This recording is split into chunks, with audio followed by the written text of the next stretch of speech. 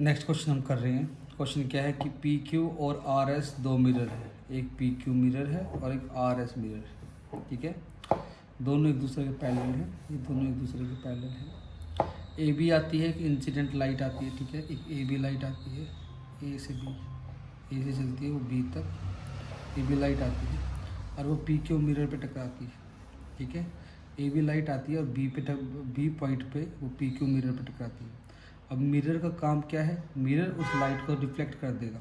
ठीक है, मिरर उस लाइट को रिफ्लेक्ट कर देगा, बाउंस बैक कर देगा, वापस पहुँचा देगा उस लाइट को। तो लाइट ऐसे आई थी, ऐसे चली गई। फिर क्या बोलता है, तो बी सी रिफ्लेक्टेड लाइट है, बी से सी हमारी रिफ्लेक्टेड लाइट है। ठीक है, फिर बोलता है अगेन वो सी पे टकराई। हाँ, अगर अब आर एस मिरर पे, ठीक है, एट सी पे टकराई। कहाँ पे, आर एस मिरर पे, आर एस मिरर पे वो सी पे टकराई।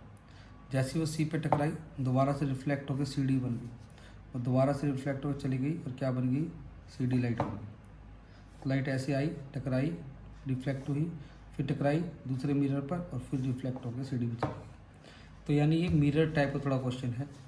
और मिरर टाइप के क्वेश्चन में हमें क्या बात ध्यान रखनी है कि जिस एंगल पे लाइट आती है उसी एंगल पे लाइट चली जाती है। ये मेन बात है यहाँ पे। एंगल अगर मुझे निकालना है तो यहाँ पे दोनों पे मुझे 90 डिग्री की लाइन खींचनी पड़ेगी, यहाँ पे भी 90 डिग्री की लाइन खींचनी पड़ेगी, जिसको हम बोलते हैं नॉर्मल फर्स्ट। यहाँ पे भी 90 डिग्री की लाइन खींचनी पड़ेगी, जिसको हम बोलते हैं क्या, नॉर्मल सेकेंड। ठीक है, और जिस एंगल पे लाइट आती है, जिस एंगल पे लाइट, मान लो लाइट एक्स एंगल पे आई, जिस एंगल पे लाइट आती है उसी एंगल पे चली जाती है, तो एक्स एंगल पे ही लाइट चली जाएगी। सेम इधर, जिस एंगल पे लाइट आई है एक्स एंगल पर, जिस एंगल पे लाइट आई उसी एंगल पे लाइट चली जाएगी, यानी चली भी जाती है वो एक्स एंगल पर। तो ये वाला एंगल भी एक्स। हमेशा एंगल बीच में एक 90 डिग्री की लाइन लगा के बनती है।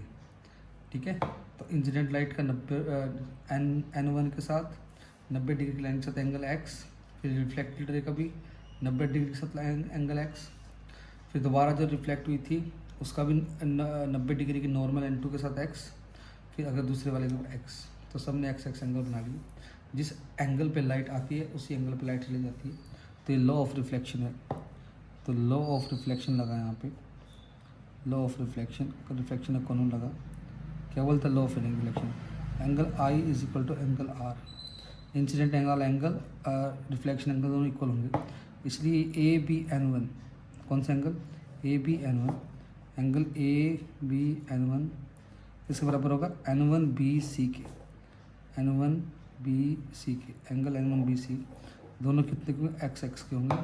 ऐसे angle B C N two, angle B C N two equal होगा किसके, एन टू सी एस के, एन टू सी डी के, N two C D, N two C D के, वो भी कितने का होगा, वो भी हमारा होगा एक्स का ही। ठीक है, अच्छा इस क्वेश्चन में प्रूव क्या करना है, प्रूव करना है हमें कि दोनों लाइन पैरेलल है। कौन सी लाइन, ए बी लाइन और सी डी लाइन, ये दोनों पैरेलल है। ठीक है, हमें ये प्रूव करना है। कैसे प्रूव करेंगे, प्रूव करने का सिंपल सा तरीका यही है, अगर ये दोनों एंगल जेड वाला एंगल इक्वल हो गए तो दोनों पैरेलल हो जाएंगे। हमें क्वेश्चन याद था लाइन पैरेलल हो तो जेड इक्वल होता है, जेड वाले एंगल।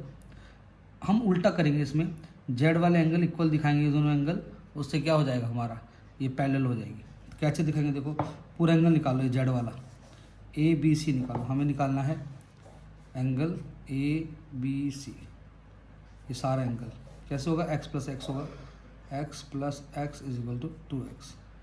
ऐसे ये वाला angle, angle B C D, angle B C D वो भी कितना होगा, एक्स प्लस एक्स, वो भी कितना हो जाएगा 2x। अब क्योंकि दोनों एंगल 2x है तो एंगल ए बी सी किसके बराबर हो गया, एंगल बी सी डी के बराबर हो गया। ए बी सी एंगल किसके बराबर होगा, बी सी डी। पर ये दोनों एंगल तो जेड वाले एंगल हैं, ये जेड बना हुआ है, यानी ये है हमारे alternate angle, alternate interior angle, alternate interior angle. और अगर अल्टरनेट इंटीरियर एंगल इक्वल हैं तो मतलब लाइन पैरेलल है। तो यहाँ से मुझे पता चला कि ए बी लाइन पैरेलल है इस लाइन के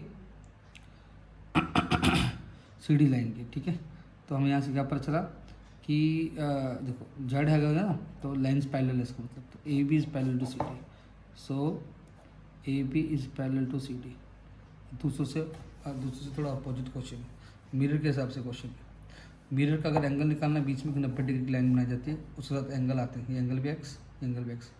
आने वाली लाइट ने बनाया एक्स, जाने वाली लाइट ने बनाया एक्स, आने वाली लाइट ने बनाया एक्स, जाने वाली लाइट ने बनाया एक्स, और इक्वल होते हैं। क्यों? लॉ ऑफ रिफ्लेक्शन लगता है, रिफ्लेक्शन होता है लाइट टकराने के बाद वापस जाना, तो angle i angle r equal है। ऐसे है क्वेश्चन।